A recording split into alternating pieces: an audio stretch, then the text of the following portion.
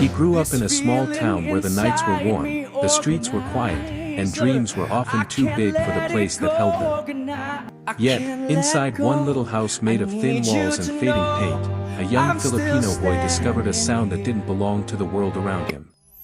It came from an old radio, crackling, dusty, almost broken, but still alive enough to carry the voice of a legend. The boy would sit close to it every evening, his ears pressed against the static, listening to Elvis Presley as if the voice was speaking directly to him. The world outside was filled with struggles, but the world inside that music felt endless. His name was Marco Reyes, a quiet soul with gentle eyes and a heart that held more hope than most people could imagine. He wasn't born into comfort. He wasn't born into opportunity. He was born into survival. But somehow, that old radio gave him a dream too bright to ignore. His mother, Luz, worked long nights cleaning houses.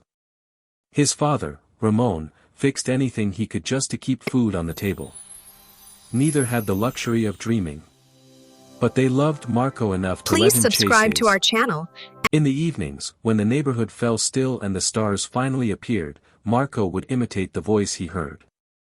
Not with the confidence of a performer, but with the longing of a boy trying to borrow someone else's magic. He didn't sound exactly like Elvis then. Not yet. But something in his tone, something deep, warm, unmistakably soulful, felt like the beginning of a future only he could hear. People around him often laughed. A boy like him, singing Elvis songs. In a place where even basic needs were hard to meet.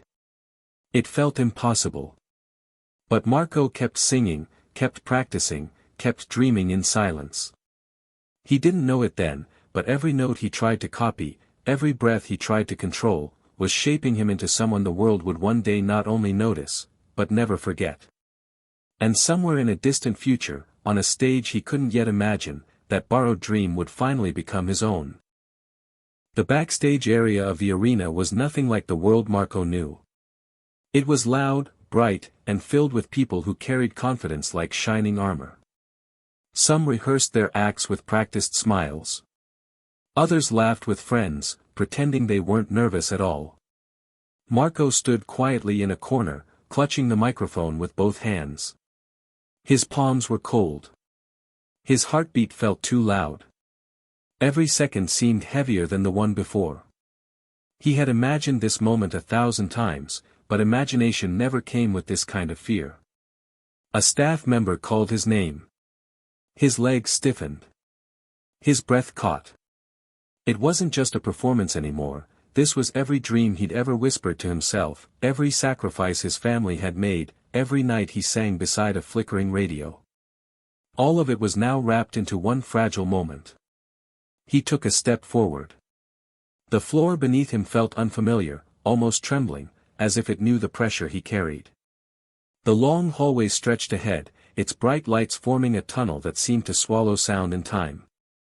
But Marco walked, slow and steady, even as his mind replayed the memories that brought him here. He remembered his mother's tired smile when he told her he passed the auditions. He remembered his father pretending not to cry as he packed Marco's small bag for the trip. He remembered the neighbors saying he wouldn't make it, that boys from small towns didn't reach stages like this. And now he was here, one decision away from proving that maybe, just maybe, they were wrong. A distance away, he saw the giant stage glowing like a world of its own. The crowd's distant murmurs echoed through the walls. The judges' table waited under bright lights. Everything looked larger than life, yet dangerously close to shattering him. He paused at the final step before the curtain. His hands shook. His chest tightened. For a moment, he wondered if he was enough, if his borrowed dream was too big for someone like him. But then he remembered that small boy listening to an old radio, believing in a voice that gave him hope. Marco inhaled deeply. And when he exhaled, he stepped into the light, where destiny was waiting. The moment Marco stepped onto the stage, the world felt too big. The lights washed over him like waves, bright enough to erase the faces in the crowd. Only the judges were visible, for silhouettes outlined by glowing beams, each one watching him with quiet curiosity. The audience settled into silence. The camera zoomed closer. Marco stood still, gripping the microphone like it was the only thing anchoring him to the ground. For a second, the noise inside his chest drowned out everything else, the heartbeat, the fear, the memory of every time he was told his dream was impossible.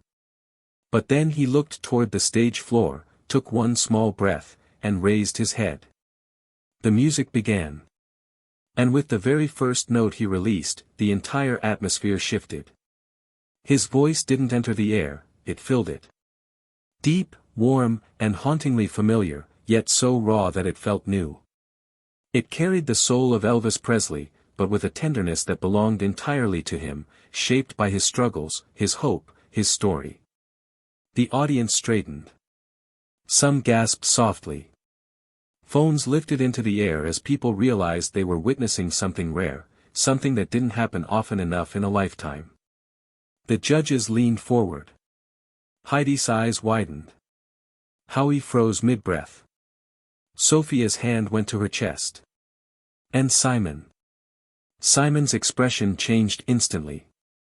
The slight squint in his eyes softened. His guarded posture loosened. His hands slowly lowered as if the voice on stage had caught him by surprise. The arena grew still, as if no one dared to move while this voice, this once-in-a-century sound, was unfolding itself.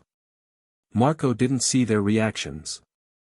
His eyes stayed closed as he sang, not to impress them, but to pour out everything he had carried for years. Every hardship. Every dream. Every silent night spent practicing in a small home that barely held anything but hope. The more he sang, the more the air thickened with emotion. The audience wasn't just listening, they were feeling. His voice wrapped around them like a story they didn't know they needed. By the time he reached the first chorus, something had already become clear. This wasn't an audition anymore. It was a moment that would stay with them forever. As the song moved toward its highest point, a quiet tension swept through the arena. It wasn't fear. It wasn't suspense.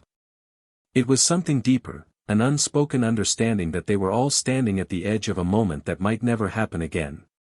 Marco's voice rose slowly, layer by layer, like a fire spreading through the silence. The softness of his first notes began to transform into something powerful, something shaped by every hardship he had ever faced. It wasn't just talent now. It was truth. The spotlight tightened around him. The background lights faded. For a brief second, it felt like the entire arena had shrunk into a single beam, a single voice, a single heartbeat. Marco reached for the high note. And when he hit it, everything broke open. The sound wasn't just strong. It was full. It carried pain, longing, memory, and the spirit of a boy who had spent years singing beside an old radio. The note trembled with emotion, pushing into the hearts of thousands who had never met him, yet suddenly felt like they understood him. People in the audience rose to their feet almost instinctively. Some covered their mouths. Others reached for their chests. This wasn't excitement, it was connection. A rare connection only a few performers in history had ever created. The camera cut to the judges. Heidi's eyes shimmered. Sophia shook her head slowly, as if stunned by the purity of what she was hearing. Howie leaned forward, barely breathing. And Simon. Simon looked away. Not because he wasn't impressed, but because something inside him had cracked. His eyes lowered. His lips pressed together. He tried to stay composed, but the emotion was too strong, too sudden, too real. A tear formed, not from sadness but from witnessing something that felt bigger than talent. Bigger than the show. Bigger than the moment. The note faded. But the silence that followed was even louder. Marco opened his eyes, unaware of the storm he had created. He didn't see the standing ovation rising around him. He didn't see the judges overwhelmed. He didn't see Simon wiping the corner of his eye, trying to hide it from the camera. He only felt the final echo of his own voice, a sound that had just shaken an entire arena. And maybe even the world. The final note drifted into the air like a soft echo, lingering long after Marco's lips had closed. For a heartbeat, the arena stayed silent, frozen, breathless, suspended in a moment too powerful to break. Marco stood still under the spotlight, unsure if he had done enough. Unsure if his voice had reached them. Unsure of everything, except the quiet trembling inside his chest. He had given the stage everything he had. Every dream. Every fear. Every piece of his soul. Then the silence shattered. A wave of applause crashed through the arena, loud, rising, unstoppable. People leapt from their seats. Hands clapped above heads. Someone near the front wiped tears from their eyes. Another shouted his name. It was not the reaction of an audience, but of people who knew they had just witnessed history. Marco blinked, confused at first. He looked up, finally seeing what he had been too afraid to notice while singing. Thousands of faces, all standing for him. The judges stood too. Heidi leaned forward, smiling with disbelief. Sophia placed her hand on her heart. Howie shook his head as if words had abandoned him. And Simon. Simon Cowell, who had watched some of the world's greatest talents rise and fall, stood still in front of his seat. His eyes were glossy. His expression soft. For once, he said nothing. No comments. No critiques. No smile. Just silence, deep, emotional silence. Not because he didn't know what to say. But because he had felt something too real to speak over. Marco's breath caught as he met Simon's eyes. It didn't feel like approval. It felt like recognition, like Simon had seen the little boy who listened to Elvis through a broken radio, the young man who walked a long hallway trembling, the dreamer who carried years of hope in one performance.